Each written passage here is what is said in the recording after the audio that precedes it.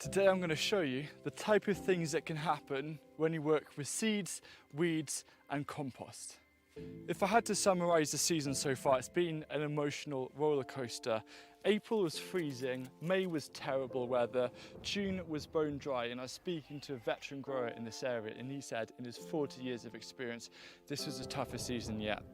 But what does surprise me about the garden is its ability to catch up, to flourish, and also to still produce amazing harvests. On this channel I do like to feature gardening tours in between all of the different growing tutorials, but today I thought I'd bring the two together to show you as many tips and ideas in action that you can use as inspiration to apply in your own growing space.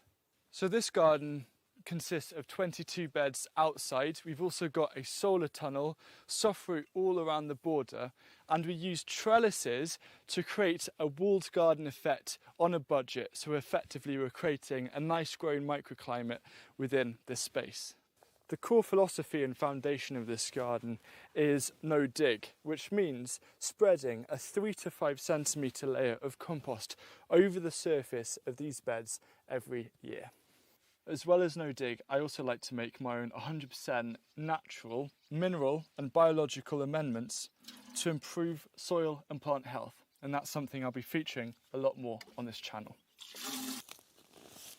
Being a family kitchen garden, this isn't a place to make money through selling veg boxes, but to supply us with as much food as we possibly can through all 4 seasons. And I believe one of the best ways that we can improve the productivity of our growing spaces over the long run is by actually trying different varieties. Now picture this for a second. Why do we go to a cinema? We don't go to the cinema to watch the same film over and over again. We go there because we either hear a good thing about a particular film or we're curious to see what happens. And by the time the end credits appear, you're sat there and you think, wow, that is one of my firm personal favourites. Or you're going to be thinking, I'm not going to be going out of my way anytime soon to watch that again. Now it's much the same when it comes to choosing vegetable crops or varieties to grow. We have our firm favourites or our go-to varieties that we grow time and time again. But by only growing these select few varieties, you could be missing out from discovering other varieties that could actually replace your firm favourites. Now let me give you an example. This bed here was where I grew this year's broad bean crop, and usually I would choose an aquaculture or a Bunyard's exhibition, but I thought I'd try something different. I'd seen this new variety called Ratio. In all my living memory of growing broad beans, I've never had such a brilliant crop. So that's now become a firm favourite. And if I hadn't have tried it, and if I just stayed with what I was familiar with, I could have very much missed out on that opportunity. Because we have such a huge range of options as gardeners when it comes to different crops, it's easy to just settle with what we know because we can easily get overwhelmed. But if you just choose to grow 3 new things every single year, you might be surprised by what happens. The 3 new crops I'm growing this year are Aztec broccoli, caraway and amaranth. Now I have no idea what the caraway is doing, but this and the Aztec broccoli seem to be loving life. Now this stunning variety is Amaranthus cruentus, and I think just because it's so beautiful, it deserves a place in the garden just for that reason. Imagine this spread in little pockets throughout the plot. It would look amazing.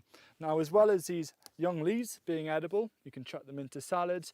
What I'm really growing them for is for the seeds. You can treat them like a grain and use them in anything such as soups, smoothies and also bread. The thing about trying 3 new crops every single year is that you have no idea what's going to happen, and there are guaranteed going to be some failures along the way. But when you do get a surprise, it is honestly one of my favourite things about growing food. And the amaranth and also this Aztec broccoli are well on their way to becoming a regular feature in this garden, but only if this tastes good, because I've heard mixed reviews. Another new thing that I've tried this year, which is now on its way out, are field beans right in front of me here, and in a very small section they produce kilos worth of beans, and they're a great broad bean alternative, especially for small spaces, because they're very narrow but they grow very tall, and it's something I reckon you should try out. A massive element that contributes to the productivity of this garden is succession planting, and that's rapid succession planting. As soon as I harvest a crop, I want something else going in as soon as possible. This is where the onions were, now there are leeks. This is where the new potatoes were, now there are kale. I've got red Russian kale, and this is a new variety I'm trying called Hungry Gap Kale, but I've dubbed it the self-harvesting kale because when the leaves get a certain size, they kind of flop over and snap, which makes it easy to go around and choose what you're going to eat for dinner. This runner bean archway here has very much become one of the highlights of the growing season, and it's also an excellent demonstration of how you can greatly increase the productivity in small spaces. And let me show you why. Now in a garden we have paths. Paths are important because they're a safe way to get from A to B. But it can be quite frustrating having paths in a small space when you ultimately want to grow as much as possible. So instead of using things like wigwams or vertical trellises in your raised beds, what you can do is utilize this underused vertical space between two beds. You can span it with an archway like this, so you can grow anything climbing such as nasturtiums, runner beans, sweet peas, peas, up and over. So you've still got your pathway, which you can just about squeeze through, but suddenly you're turning this underused space into productive space, and you're opening up something like a square metre or 9 square foot of valuable space in your raised beds too. So effectively, you can double your production. Another way of improving the productivity of small spaces is instead of growing things like potatoes in raised beds, grow them in containers, and it's something I'm only properly giving a go this growing season. And to be honest, because it's my first proper go, I'm pretty pleased with this result. I'm really happy with the haul of potatoes, and I've got this spent compost, but the good thing is I have a need for it, because the other day I was on Readly and I was reading one of the articles in the Kitchen Garden magazine by Stephanie Hafferty, who said that used or spent compost is a great thing to plant your Christmas buds. So I've been inspired by that article to give that project a go myself. This video, in fact, is kindly sponsored by Readly. Readly is awesome. It's an online magazine subscription service that gives you access to over 5,000 top quality titles in a single app, and you also get back editions as well. Now my reading style is I'm a browser. I like to just flick through, and if anything stands out, a particular article, I'll then read it. And what Readly does really well is that it has a bookmark function. So if there's anything you want to save for later, you can bookmark it and come back to it later, which is what I'm doing today with growing Christmas potatoes. I've got the article bookmarked so I can save ideas and bring them to the garden and use them. And the other thing is that it has offline access. So whether you're in the garden or traveling, like I was earlier this summer, traveling up to Scotland to film some interesting content for this channel, for winter content, the offline function made it easy. As well as a huge amount of gardening titles on offer, many of which I'm sure you recognize.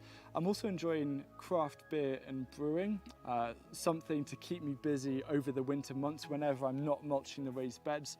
And another thing is self-build and design, because fun fact, if I wasn't a gardener, chances are I would have gone down the sustainable architecture route, and it's a subject that I still love. So as you can see, I love Readly because it offers a paper-free way to access tons of inspiration. And I've got a special limited time offer for 2 free months subscription to Readly, and then it's only $7.99 after that, and you can cancel anytime. And another brilliant thing about it is 1 subscription gives you 5 accounts, which means you can get your friends and family involved as well. So this is the process I'm going to use to plant my Christmas potatoes inspired by Stephanie's article. I'm going to mix 1/3 good compost with 2/3 spent. Half fill a 25 or 30 litre container or compost bag with this mix. Push 2 seed potatoes 5 centimetres under the compost. I've gone for the blight resistant Sarpomeras, which are going to be perfect, and I had some spare tubers lying about. Cover with more of the compost mix so the container or bag is 3/4 full, then water well. Leave it in a sunny sheltered spot. whenever there's a risk of frost, bring your plants indoors, and then when they naturally start dying back, cut them back to the base, and now you can just store these containers of potatoes in a cool, frost-free shed or garage, and then when it comes to Christmas, you just tip them out and enjoy eating homegrown fresh potatoes. Now the polycrop to the left of me is looking fantastic, but firstly, I have to be completely honest with you, these IBC tanks basically saved this season because our spring dried out, our stream dried out, and we're not on mains water. And during June, that was not fun, and this was a real lifeblood of the garden that kept us going. Now they're not the prettiest, they're quite industrial. These are second hand that are put on unwanted pallets.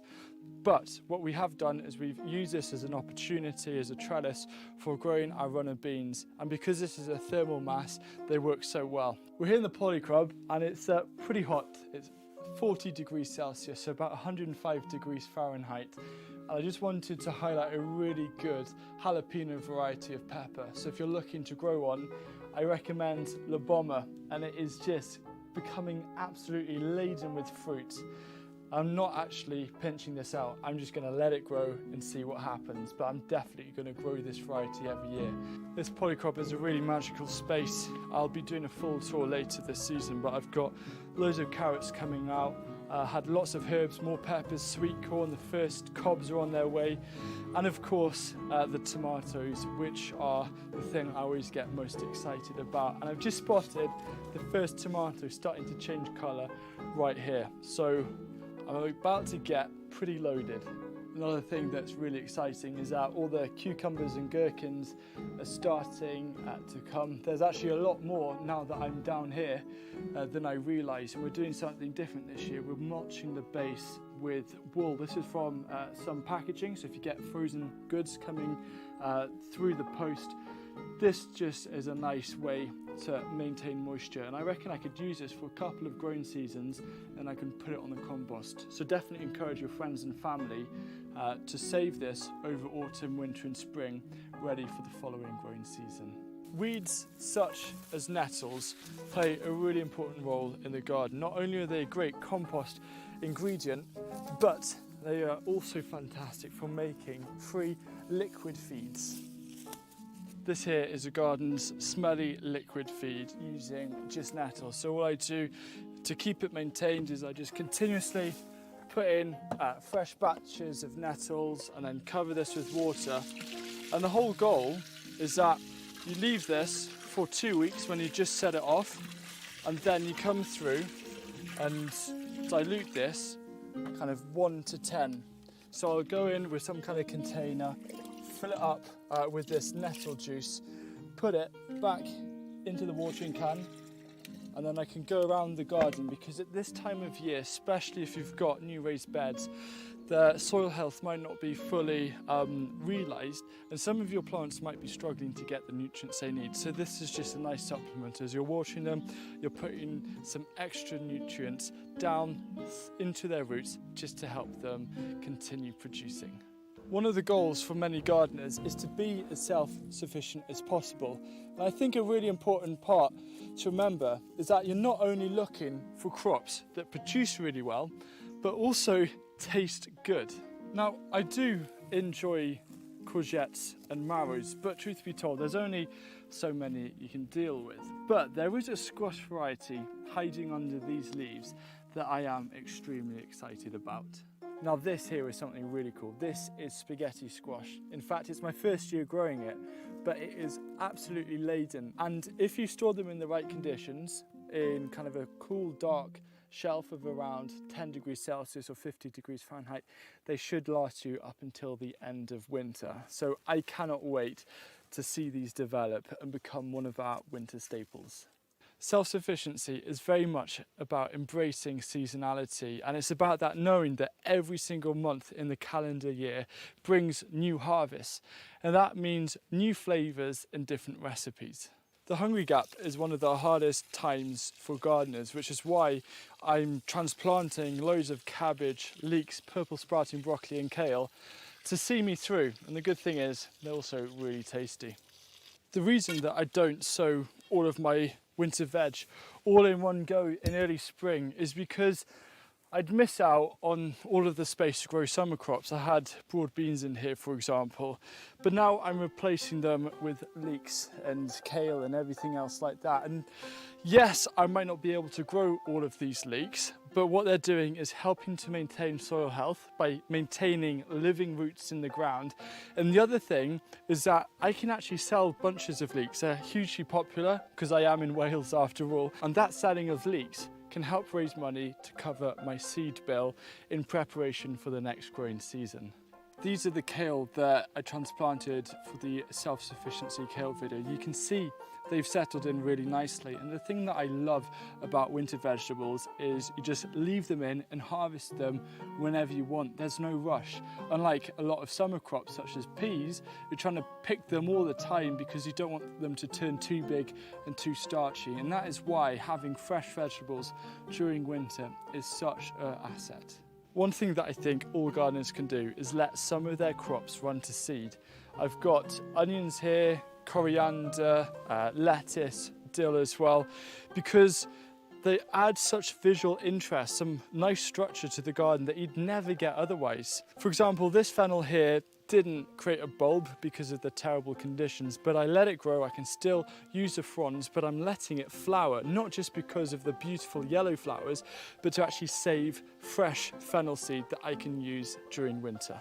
Now, what are these flowers? They might look like something that you'll only ever see in an ornamental garden, but these in fact, maybe to your surprise, are leeks. These are leek flowers. So these were planted last year, and instead of harvesting them by April, we let them grow on, and look how beautiful it is. And one of the big benefits of letting some of your crops run to seed is, of course, it looks nice, but it's also a great free way of attracting pollinators into your garden. There's something I've only mentioned once before on this channel, and out of everything that I've mentioned so far in this video, this is the key thing I want you to take away.